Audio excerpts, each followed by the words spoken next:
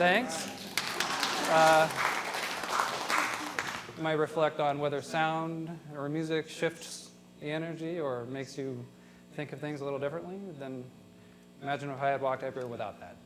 Just the first thing to think about. First, what we're going to do is play you some music featuring the sitar for about 9 minutes. And then after that, we'll get underway with talking about how sound can shift awareness, affect mood, be useful in hypnotherapy and past life regression. All right, so here we go. By the way, I'm joined by Arash Shahandian and Adam Howe. So we're going to play some music here. Those of you that don't know, the sitar was invented in India many, many generations ago and popularized here in the United States or Western Hemisphere and Europe and whatnot by George Harrison and Ravi Shankar. So, wow. Traditionally, you're supposed to play it on the floor, so that's what I'm doing. They don't make straps for these things, so it's a little tough.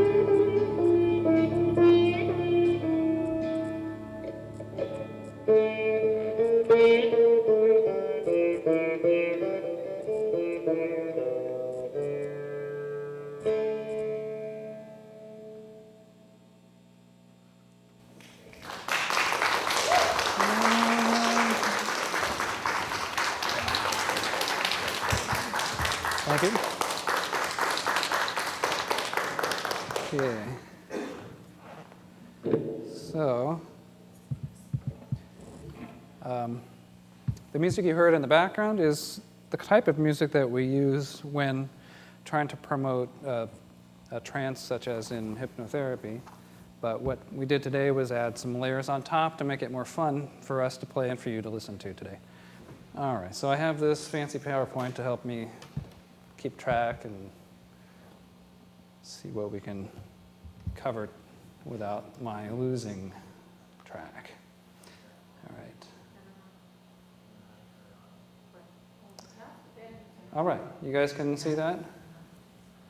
That is the first question that we want to kind of think about right now is, can sound actually affect our conscious awareness? I mean, any opinions? Yes? No? I think so, right? Here's a good question. Has any culture not used or created music in some fashion ever? I can't think of any, and I don't imagine so, right? It's something that's so innate. It's in our DNA. It's in our cells. It's part of human nature, right? And as such, we know that ancient people used sound to access trance states. Clearly, the music that we're playing, the sitar itself, is used in traditional Indian music. Originally, it was crafted to accompany the different meditations of the day. You had the morning meditation, mid-afternoon, the early evening, later evening, and they have ragas or scales and drum rhythms that all go along with these specific meditations. And so the original thought was not just to entertain people because it sounds good, but to help people to move into the appropriate type of awareness for that type of contemplation. And let's move on to the next slide here. So, when we go all the way back to the ancient peoples of the planet, we know that shamans, Mircea Eliade in the 1800s, he was the first person to use the term shamanism to describe a set of practices that actually are not specific to a given region, but the term shaman comes from Siberia, but now we apply it to all different parts of the world. When we notice that indigenous people are using a certain set of practices in order to move into a trance state for healing, for communicating with the underworld or the ancestor spirits and all these types of things. One of the common things that we find amongst them is the use of the shaman's drum. Typically, the shaman's drum is struck at a beat of 100 beats per minute, up to 110. That's the given typical range. And so that would be like, and when that's maintained long enough, it has a tendency to put us into a natural trance state. And there's something about the tone of the drum itself that when the shaman is working with the apprentice or the person that wants to move into an altered state or the underworld as they refer to it, to seek guidance with ancestor spirits or tutelary or totem spirits, they describe that beat of the drum as a vehicle. It's like a boat that carries them down into that place. They figured this out a long time ago. They didn't have all the scientific equipment and everything else, but they all kind of across the planet kind of agreed upon this. There must be something to it. And chanting, we've all heard examples of chanting. We can start again with Indian chants. There's also Gregorian chant. When you listen to that, it still has, the key central thing is not only that there's a given, maybe a mantra or a verse or a single word, whatever it might be, there's a focus and intention on a specific idea, and they're filling the space with the sound in order to perpetuate and move more deeply into the concept and the contemplation and the feeling of whatever that given idea or concept is. Oneness with God. And in fact, Om, we've all experienced or heard Om someplace before, right? And Om is a Sanskrit word, and what it literally translates into is the sound of God made manifest. They believed that it's the ultra creative sound of the universe. So that when you chant Om, or when you hear it, that resonance and that vibration is at the core, or it's in attunement with all of creation. Now, do you guys all want to try a group exercise and we can all chant Om for just a moment and experience the resonance of that? So I'll start and you guys can join in. And focusing on, before we do that, Om, when you think about just OM, it doesn't really mean a whole lot, why did they choose that? Also, you see the alternate spelling of AUM, that you start to kind of think right? And now another derivation, I'll try not to stray too far, but Amen.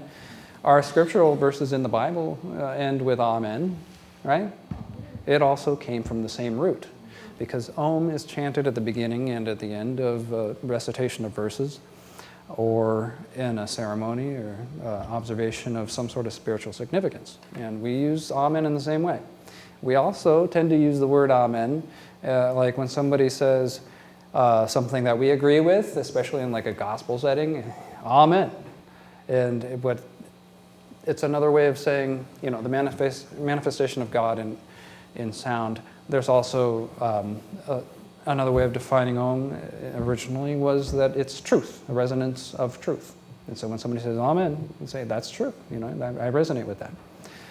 And so it's interesting. It's really kind of very old, but it's now kind of filled both the ancient world and the Judeo-Christian world. We're all familiar with it. But, all right, so when we chant this, think of ow, wow, wow, that sound of it. Ow, wow, wow, wow. That resonant sound, we're covering all these frequencies. Think about it when we chant together. We'll start together now. Om. Om.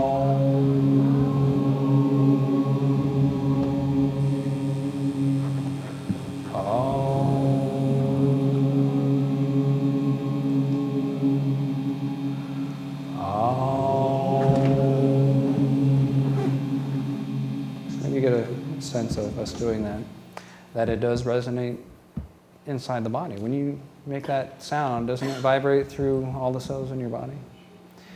And I think they knew something, So now we can move on to our next slide. How many of you have heard of the didgeridoo? Yeah, it's a sound that's kind of similar to that Om sound. It's a little different, but what is similar is it's got that same vibration. It's got that same ow, wow, wow, wow, wow sound to it, right? Their literal definition of it is the sound of the universe.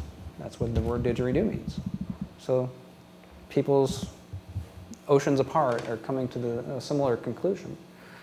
And I brought in something to demonstrate the sound of that. This is not a didgeridoo. This is a piece of plastic, very innocuous, and, many would regard it as trash if they found it on the side of the road. However, I can still make it vibrate by the same technique that I would if I found a piece of eucalyptus that was hollowed out by termites in the middle of the desert. This is how the Aborigine people find it, They hunt around, they find the best selection of wood that the termites have already done the job of hollowing it out. All they do is affix some beeswax to the mouthpiece, and then they're ready to produce that tone. I'm going to do it with a piece of plastic. And so this will be the sound of the universe.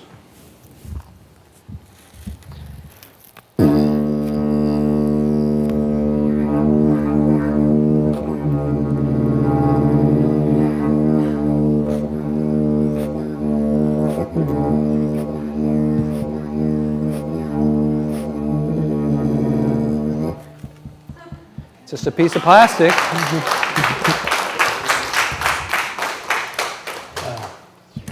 You can imagine if we kept hearing that over and, for several minutes, that could be quite trance-inducing in and of itself.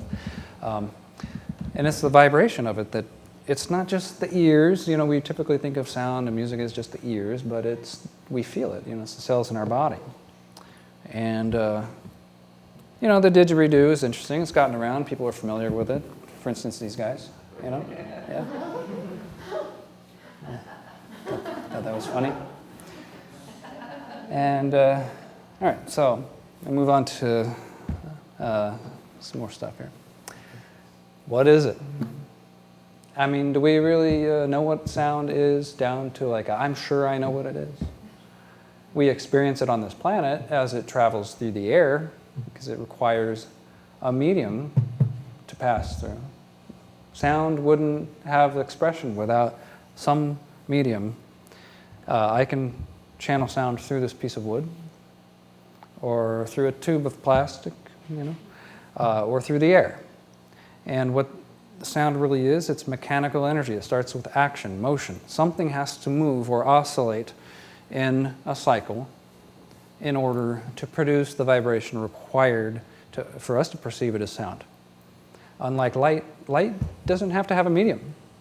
We can block light by putting something, between a light source and ourselves, but it'll travel through space. It does not require any sort of medium to travel through, but sound is unique that way. Radio wave, same thing. It'll just keep going and going. Sound, however, is unique. It needs something to travel through in order for us to perceive it. And if you see that picture up there, that is a cymaglyph, and we'll talk more about that in a few moments, but that is a picture of sound. They've devised ways of actually, taking a picture and or video of sound vibrating either sand or water, and they've noticed that there's a geometry that takes place that is very harmonically balanced. Each particular frequency is different from the next. But in this particular picture, I want you to imagine sound not just in a directional way, okay, I'm talking and the sound is coming out towards you. Sound is a sphere, a bubble. And the moment we make a noise or a sound, it's traveling in every 360-degree direction in a wave, pushing and pulling on all the particles in the air, the wood, whatever's around. That's how it's able to travel. So these particles or molecules are acted upon, and they oscillate, and then the ones next to them oscillate, and so on, and that's how the sound actually travels. And it travels in spheres or bubbles, which maybe it's a different way to think about it. Information. Do we think sound could possibly communicate information? Right? Why not? Again, when I came in, you read my bio very nicely, and it had a tone of, well, here's somebody who's going to share some information and ideas with you. And then I had Arash here play that, it's called Fanfare from the Rocky Horror Picture Show, in case you didn't know what it was from. Didn't it have a totally different feeling, and it informed you in some manner that maybe that's fun, right? Maybe he's making fun of trying not to be so serious. Or whatever, occurred to you. There was information that was communicated. And so sound does that. We know it does it with words, but the words can do that on a printed page too. And so that's a different type of meaning, of course. We attribute meaning and we agree upon what that is. That's a word, okay. But sound in and of itself, by virtue of how we experience it, contains and communicates information. Such as when we go to a movie, it's a perfect example. Can you imagine Indiana Jones without the movie score? Without the music? I don't even think I want to watch the movie, right? It informs you about something that's about to happen or how you should feel about the events that are taking place. And so it's just another thing to think about. And then we can, if we bring that into why you all are here. We're talking about bringing people into an expanded state of consciousness to experience, in this case, past lives, or whether it's for healing work or other hypnotherapeutic types of processes. Sound can still communicate information about how to relax, to release tension, or it can stimulate you in a certain manner. It can create a certain mood. So let me move on to our next page here. So, Ernst Chladni, he was a scientist, and in 1787 he was taking a cello bow, and basically there were experiments already being done, but he really formally took a solid look at it. What's going on here? Sand on a metal plate. Take a bow against it. It vibrates the plate. Excuse me. And depending on the size of the plate, it's going to determine the pitch of that plate. And anyway, you see the different sound patterns represented in sand. So this is the first real scientific look at, does sound have form? So we perceive it and then we don't think about it much, but there it is. And these are repeatable. If you have the luxury to have metal plates that you can cut down to a certain size, so they have a certain pitch, you'll be able to get the same patterns. The point is that they're repeatable, they're scientifically verifiable, that they exist as forms.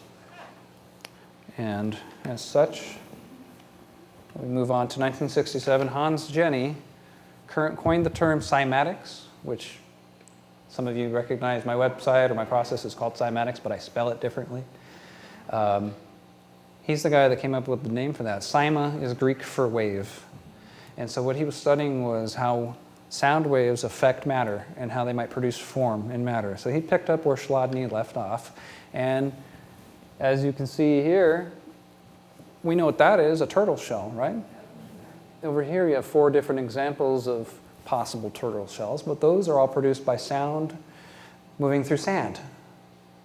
And in fact, there's another cymatics image there. You can see the sacred geometry, the harmonics of nature. He was able to demonstrate so many different geometric forms that actually mimic life forms. And the most dramatic example that I remember seeing was something that looked like a 3-dimensional dragonfly in sand because of a series of frequencies. They're just sound. But somehow it was producing that image. And so, very intriguing. So you wonder about whether sound can impact matter. It certainly can. And us, we're matter. We have cells. We're a lot of things, spirit, soul, mind. We're also matter. And in 2002, John Stuart Reid here, he developed the Cymascope. And that's the latest and most technologically advanced way to image or take video or pictures of sound. And he, instead of sand, uses water. And so you can see the fascinating geometrical designs that, again, are repeatable. If you find a specific pitch, you'll find a specific geometric pattern. And it makes us think back to the mandalas of the ancient Middle East and India. Maybe they were onto something. Yes? Are those 2-dimensional images?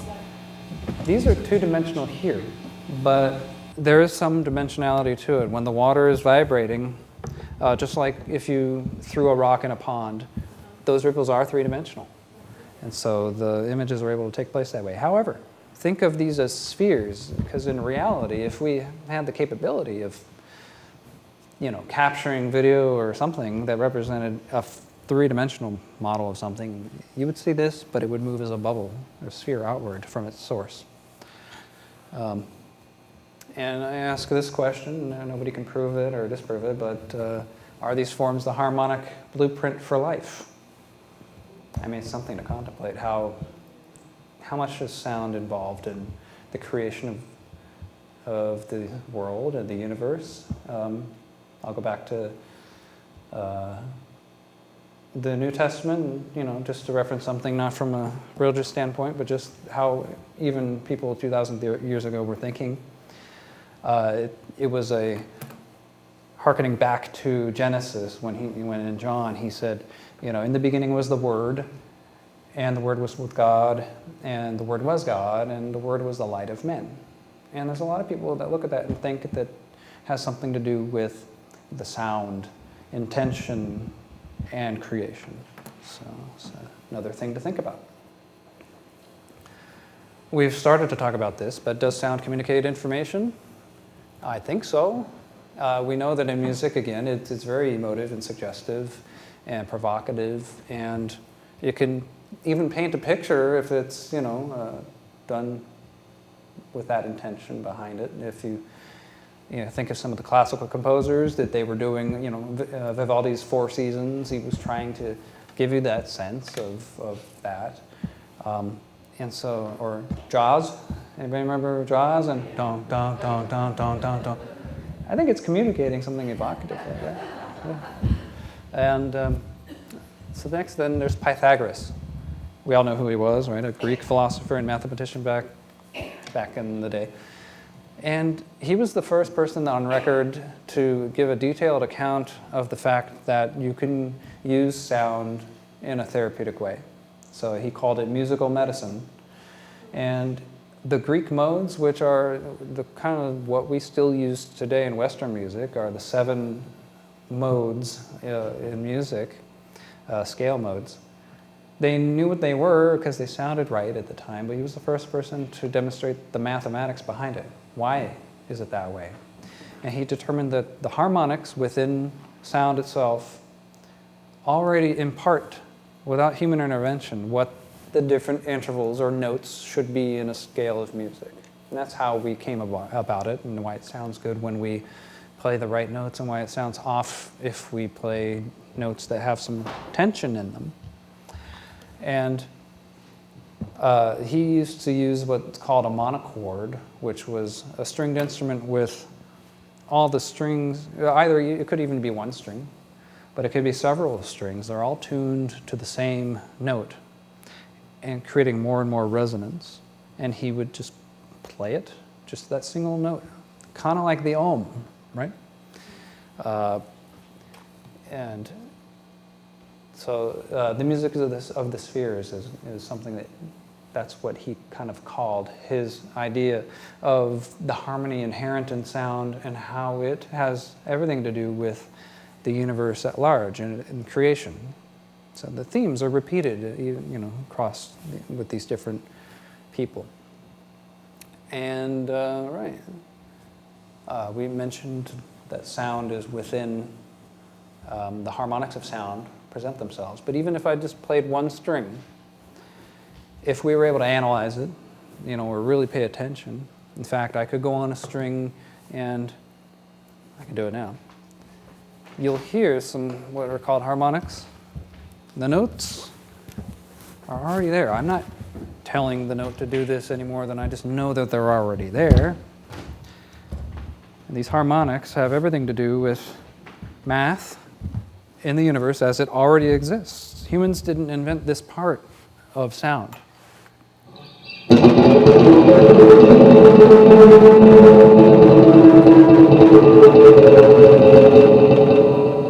have delay and other things on there. Might sound a little crazy. Let's try it again. That's the fundamental note that we're talking about. But just as an example, those are the easiest harmonics to play on a guitar. They're already there. It's not like a bunch of guys sat around and decided that sounded good. It was already innately happening in the universe. So if it's happening here, it's happening everywhere. And I have a feeling if we ever met with beings from another planet, that we'd be sharing music, because it would probably be sort of a universal understanding or a universal language. So now we can move on to something a little different. How many of you have heard of brainwave entrainment? What that is is in the last decade or so, it's become very popular to find a lot of recordings being offered on the internet that are intended to help you to move into an altered state of consciousness, relaxation, for hypnotherapy, meditation. Also, some people talk about activating DNA, and there's all these claims about using brainwave entrainment, and some of them are true, and some are just hopeful New Age type of approaches to things, but there is a science behind it all. And the first person that we can point to that has something to do with it is Christian Huygens in 1666, quite a long time ago. He is actually the person that invented the pendulum clock, which, the grandfather clock, he invented it. He was also an astrophysicist, and he's responsible for other theories that made a difference in science. But he noticed the laws of entrainment, because what he did was, he had his pendulums going. He had to go and do something. And when he came back several hours later, the pendulums that were just kind of going their own direction actually were going together. And so he started to try and figure out why is that happening. And so he realized that in any given system, when you have oscillating items, that means anything that has motion to it in a cycle, that if there's two or more of them, they want to move together because it takes less energy to perpetuate the motion.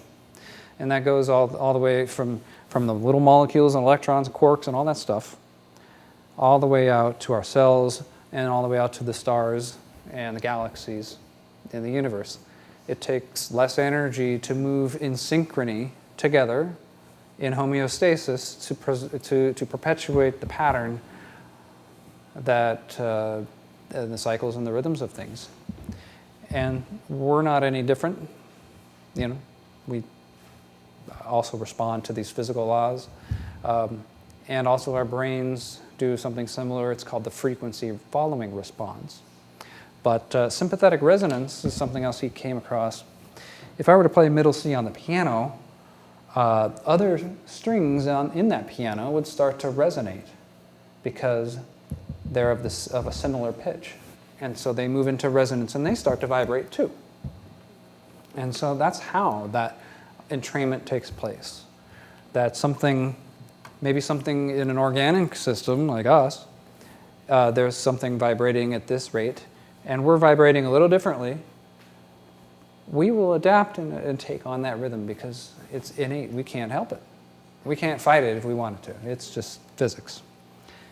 So we capitalize on that when we're creating products that are intended to help people to move into altered states. 1839, Wilhelm Dove is the first guy that discovered binaural beats. This is the number one commonly, frequently used entrainment technique. And what it is when you have two different tones, let's say this has a value of 100 over here, 100 cycles per second, and this has 110 cycles per second. The difference between the two is 10. There will be a beat rhythm between those two frequencies that is at 10 cycles per second. When you use headphones and you separate those two tones entirely, there's no sound there, or air there rather, for those two sounds to combine and create that beat rhythm, but your brain knows it's supposed to be there, so it will synthesize that beat rhythm inside the corpus callosum of the brain. And by doing so, then, let's say 10 hertz, we'll start to move into an alpha state ourselves. And then in 1973, Oster, he had the article that he put out there on his study, Auditory Beats in the Brain. First time that the scientific world really took it seriously, that there's something there that can affect awareness or cognitive function. And then finally in 1975, Robert Monroe of the Monroe Institute, which some of you might be familiar with, he has a lot of programs that have to do with helping people to move into meditative states, hypnosis states, but also his real big thing was out-of-body states. And so his recordings were to help people to move into this out-of-body state. He used binaural beats to do that. And then here's a quick chart for those of you not familiar with. We have the different brainwave states.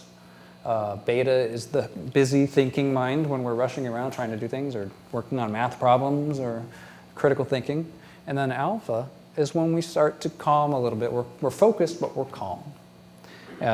Zen meditation is that lower alpha state. And then we move into theta, and that's yet a deeper state of relaxation, even slower brain waves, and it's a very creative state. And finally, you have delta, the slowest brain waves. And the point of all of that is that we use these beat rhythms to move people into the desired states. Now, let me just kind of wrap it up so that we can get to playing a little music, and our next speaker can go on. As I tried to demonstrate, there are so many different facets of sound and different techniques that we can use in order to help a person to move into that state of both deep relaxation, releasing of tension. We can direct what type of brainwave state and therefore what type of resultant experience of awareness we would like a person to experience. And we can use this to expand the mind of the consciousness in regards to hypnotherapy or whatever technique you're using to help somebody to move into a state where they're going to have a past life regression. And what we want is a deep relaxation. We want an expanded state of mind or consciousness. And typically when you use music of the sort that I've been talking about, it helps a lot. It's the adjunct, or it's like you might be the doctor, and then here's the nurse assistant here with the music, really just as a nice team to help hold the state, keep the person in that wonderful place where they can explore the different possibilities of consciousness. So with that, I will invite my guys to come back up. We're going to try to rush through some more music for you so that we don't hold up Bruce, our next speaker, okay? Thank you.